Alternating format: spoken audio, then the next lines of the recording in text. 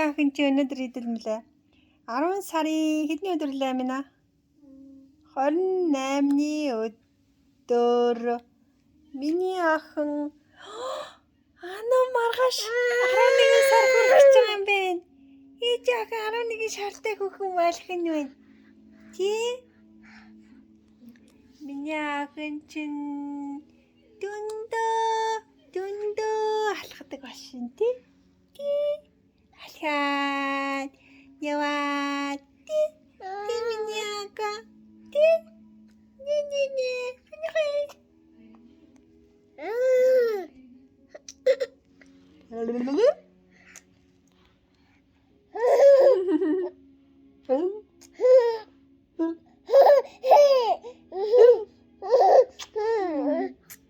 Bye-bye.